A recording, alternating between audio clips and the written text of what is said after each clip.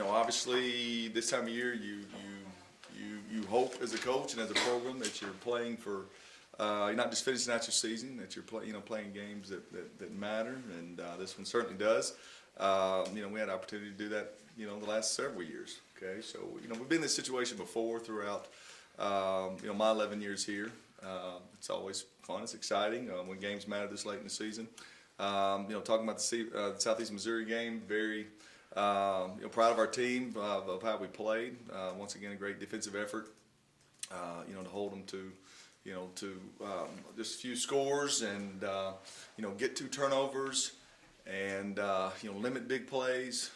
Very proud our defense has gotten better the last month of the season, and obviously the statistics show that. They're a good football team. I mean, you see some of their scores we talked about last week of they were just 8 points away from being in the same situation we were. So I knew going into this game we were going to have to play well. It didn't have to be a big statistic game, all right, but either going to have to have a lot of statistics and score points or not turn the ball over, and we didn't turn the ball over, and that was huge. And they load the box and they forced you to make plays down the field, and we were able to do that. Those wide receivers, Londale made a couple big plays for us, and Troy made a couple big-time throws, and Juice, Jamie Bowe came out of a couple runs and were able to flip the field.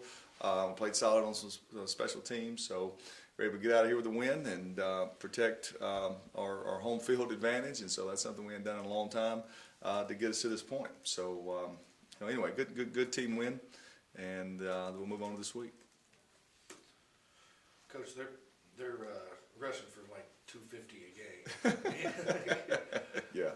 Yeah, and even more impressive is what they give up, which is hardly anything. No, they're an outstanding team, guys. I mean, you watch the tape and schematically, it is. I mean, it turned off. It is what it is. I mean, they line up. There's no secrets. They play 4-man front and always got one more in the box than you can block, and play a lot of man coverage and quarters coverage, and they're really good on defense. They're really fast. It causes you a lot of problems, and you look at their statistics, and if you didn't know what the statistics were and you just watched the tape, you'd say, how many are they giving up? And it's not many. That's why they're the number 1 defense in the country. To answer your question, you can see I've been watching their defense all day, but this morning. But no, obviously it starts with their quarterback. Multiple player of the year in the conference, outstanding player. Everything goes through him. Right, and he's found a way in his career. If anybody was able to challenge him, I don't guess they've lost the OVC game in probably about 3 years now. And he finds a way to make a play to get him over the hump if you are able to be in the game with him. So you start with the run game, and then they got Barge on the outside and a couple good receivers and go make some plays. So last year we weren't able to contain them, and they scored 48 points against us. So. It's certainly a challenge, but once again, at least you're playing them with an opportunity that it means something. It was a tough tight game this past Saturday, a bit of a defensive struggle against Southeast Missouri. Mm-hmm. How do you think that game is preparing you for Jacksonville State this weekend? In a couple of ways. One, this time of year, if you're a team that's in playoff contention, okay, or conference championship contention, you have to learn to play together. What I mean by that is, the feel of the game. You have to flip the field at times. Sometimes we punted 7 times the other day.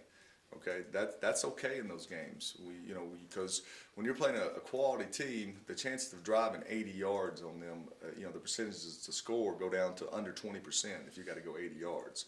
Okay, so but if you get the ball at the 50 or at the plus 40, right, then your percentages go up in the 60% to be able to get points. So that's another game, just like the East Illinois game was, okay, to where it had to be. It's kind of like NFL games. It's NFL games, not a whole lot of offense, right? And but they know at some point if they can get 2 first downs and they can punt the ball, right, and their defense can hold them. Now they get the ball back at midfield. Okay, that's just how we're built right now. It's not it's not high-powered, 500 yards a game, 50 points a game. We've been opportunistic on defense. All right, we've scored points in the red zone and been pretty balanced on offense with not a whole lot of stars. So it was just another opportunity to solidify that message to the team and them to see, okay, this is what we are. This is how the puzzle has to fit together as you go play a great team this weekend. Khalid had the 2 interceptions interceptions. He was, of course, rewarded OVC Defensive Player of the Week. Talk about what he means. Yeah. Well, no, obviously statistically, I'd vote for him for Player of the Year in the conference on defense. But he'll be the first one to tell you it goes together. Not only is he making some big time plays back there, but when you're stopping them, okay, and they got to throw it on third down, right? And we're getting rushed, and everybody else is doing their job. He's reaping the rewards of team defense, okay. And on the flip side of that, it goes with the offense as well. We're able to score some points, and if we don't score, get it to 17 to whatever, 3 or whatever, or 17, whatever it was, and then get it to 24, right? Then they're not having to drop back and having to score 3 times in the fourth quarter in order to be able to tie the ball game up. So he'd be the first one to tell you that. But obviously the guy's got a lot of ability, he's got a lot of instincts, and real proud of how he's playing up to this point. How much tape do you go look back on the SEMO Jacksonville sake? Yeah, right now there's 10 games loaded in those computers, and you some of them you go back to. Just trying to look for a formation or look for a blitz or look for something that you haven't seen. But what you see is it's the same thing. It's good defense all from game one, from LSU till SEMO. Okay, so that part hasn't changed. Yes, you look at every take of anybody that's had moderate success or was able to stay in the game. You're looking for every angle that you can find to give your team an advantage, and SEMO had 0 yards rushing against them. Okay, so obviously from an offensive standpoint, that's probably not a good tape for us to study that game plan. But their defense did play well. Okay, kept them in the game, and Murray stayed in the game first half. Okay, I mean 7-3 at halftime. Okay, so there's been a couple teams that have been hanging around for a little while, but obviously the experience and the talent level of Jacksonville State allowed them to pull away at the end, and that's why they're the my eyes the #1 team in the country. Their rush defense and just the way they play and schematically, anything like that, do they resemble anybody that y'all played before? Yeah, no, Brandon, to be honest, I mean, they play a 4-man front. I mean, it's a 4-2. There's 6 in the box.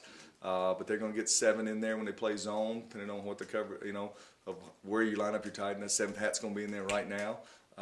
You're able to do that because you can play some man coverage, to one of those wide receivers on one side and zone to the other. And you get a few yards and they get tired of that, and then they go to man, and that way they've got 7 in there right now, and say, can you get open on our corners? And they're outstanding on the back end. They're long, and and when you're able to stop people on first and second down and run the ball and get a bunch of third and longs, then the advantage goes back to them. Talk about your team's confidence level, and not just in a general sense, but when you look at game by game where you've got running backs who are putting up big yards, as far as just grinding them out, and how that brings confidence to them and your offensive line, how your linebackers when you make stops and things like that. No, I think this part of the season, statistically our numbers are less than what they've been. I mean, there's no doubt about that. I mean, we were 465 last year, and still 6-2 as a team. But we weren't playing this style. We were playing good defense, but not what we're playing right now. Okay, so the confidence is that we've been able to run the ball when we had to, and when we wanted to at times, especially the last month of the season. I think more confidence, Kevin, is just on playing well enough to give yourself a chance to win. I think it's more that. I don't think our kids have any notions of we're going to go out there this week and throw for 500 yards. We're not built like that. I think they do. I think this team is, they ask you to get your all-conference guys in line and turn them in. They want to get that done on Sunday. Okay, y'all go through our stats and tell me, beside Khalid Hagens, who's an all-conference guy. Now we got some good players, okay, but it's team. This team is the epitome of there's just we play a bunch of guys on our defensive line, so there's not a bunch of great stats. I would think we maybe have a couple offensive linemen I would nominate for all conference, because statistically, if you're a skill guy, you got to have the numbers to back it up. But we've had some depth at tailback, we had depth at wide receiver. There's other good quarterbacks in this league that are able to put up some big numbers that are going to get recognized before Troy does. But he's had an outstanding year. What's he got? 20-something touchdown passes. He's got 6 wins in the conference right now as a starter. So you know, you just do it different ways. And this is a year that we did it without any, we've done it without any superstars. And so I think the confidence is in the team defense, the opportunity to score on offense and find a way to win. Without kind of that dominant guy on either side of the ball, does that make it more fun or more pressure for you as the coaching staff? Both. No, that's a great way to put it. Both. You know, when you had Jared Neal, you give him an opportunity to win the football game. When you had Jeremy Butler, right? That's fun. They know that we're going to throw it to him. We know we're going to throw it to him, and he's just better than everybody else, and we were going to get him the ball. Or Donald Chapman, or some of the other kind of players that we've had. But on the flip side, you know, when you go to meetings, it's a little bit different type of meetings with your players, and because at any time your number's going to get called. You know, Kalen Weathers made some big plays this week. It's probably been 3 weeks since Kalen's really been a focal point. You know, that we found him and were able to give him, you know, get him the football. Okay, so you know, it makes practices different because everybody knows that, you know, you might get an opportunity to contribute. All right. But so everybody's on point, ready to play and contribute, but they've all had to check their egos a little bit at the door because, you know, Kalen Weathers and I were having this conversation. You know, he had 60-something catches last year. Okay, what's he got this year? 35, something like that. All right, but I bet he's only been targeted, you know, maybe 40 times. Okay, so and we're we've got just as many wins in the conference this year as we did last year. So, you know, has he had a lesser year? No, I'm not gonna say he had a lesser year. It was done differently this year based on other guys that are surrounding him.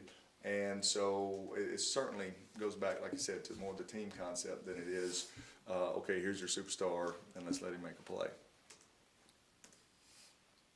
Anything else? All good. 10 years since the last conference championship. Ooh, you had to bring that up. Well, just for you personally, Yeah. what would a win this week mean for you personally? You know, it's I don't know if I ever thought about it like that. I want to get this team to the playoffs. Okay, I want them to experience. You know, that's kind of the saying we have here. We want to spend Thanksgiving together, and that's just kind of another word of means we're going to be practicing the next week. Okay, so to me, for them to experience, you know, be one of the top 24 teams in the country and participate in the playoffs, you know, that says a lot of stuff for our athletic department, our university, our community. You know, I think somebody told me, you know, fourth time or so we've been in this situation, you know, going back to East Kentucky's a couple times they beat us here. You know, we had a chance to beat Eastern Illinois last year, right, and get ourselves to the playoffs, and we lose by 2. So to get the program back to the playoffs is what's more important to me. You know, and you would hope, my hope is right, at worst you're 6-2 in the league, you're second in the league by yourself, all right, and to get 2 teams in our conference in the national playoffs shouldn't be a stretch. Shouldn't be a stretch. They took 2 last year, you know, and I know they're going to look and say, where's your other FCS win? Okay, but this team is only one of 2 teams in the country, an FCS level, that played 3 FBS programs. Okay, we did that for financial reasons. Okay, the facility you're sitting in was part of the decision to do that for these kids. I just hate to see them penalized because of that. Okay, they're the second in their league at worst, and they deserve an opportunity. And if our league, if the number 1 team in the country comes out of our conference and wins our conference, then what does that say about our conference if it's only 1 team that gets in? I mean, that's the way I look at it. Obviously, from my eyes, we wouldn't have played a 12th game if we hadn't had a 3 FBS. The only reason we were able to play a 12th game was because we took the Hawaii game. Okay, so we only had 4 home games. There was no other FCS program in the country that had an open date on that date that would have come start a series here with us because we needed a 5th home game. So therefore, that's why we scrambled around to find Bacone so we could have 5 home games and meet the schedule. Okay, or we've just been an 11-game season with 8 conference games and 3 FBS games. Okay, so I just hate to see that this team gets penalized from a national level and doesn't get an enlarged bid. That's just not only a slap in our face, but more importantly, it's a slap in our conference face. And I think we're one of the best 24 teams, and I think we would represent our league well. But you look at them, obviously they have one of the best quarterbacks in the OVC. Not only can he hurt you with his arm, he can hurt you with your feet. So what are some of the things defensively that you guys need to do, some adjustments you need to make to be able to combat him and kind of slow him down? Yeah. he throws the ball well enough, right, you play all man coverage, they got all conference receiver out there, and you leave yourself one-on-ones. Are you gonna have to do it some? Heck yeah, you are, right? You because the quarterback runs it so well to where if you don't leave enough guys in the box, they always outnumber you because their quarterback's a runner. Okay, so if they've got 6 and you got 6, they've really got 7, right? Because their quarterback can run, so they outnumber you that way. Okay, and then you bring the 7th in the box, right? And that leaves you in a one high look. People are man-to-man coverage, so so you kind of pick and choose your poison, right? So obviously we'll mix it up. Obviously, you try to get anybody long down and distance, but more importantly, you got to, our defense. I mean, we got good stats now through a year process, but the number one thing has got to be scoring defense. It can't be, oh, we're going to hold them under 300 yards. If that happens, yeah, great. We'd certainly love that, right? But I don't care if it's 400 yards, right? But you got to keep those points down because their defense is so good that you're going to have, it's going to be a challenge to score a lot of points. Okay, so I don't know if that answers your question, but and we'll have both. Jeff Bird will have both scenarios ready of how he's got to approach the game, and heck, if you're good enough to leave 5 in the box and stop the run and play 2 high safeties, hey, fire it up. But the film tells you that that's not going to happen. Hey, glad Jackson's son's here today. I appreciate it, Brandon. Thank you, man, for coming here. How you like this new facilities? This is nice. We're proud of it. Yeah. We're proud of it. It totally changes the game day atmosphere, and real proud of it, and proud for the community to be a part of this. Really am. Thank you, guys. Appreciate y'all.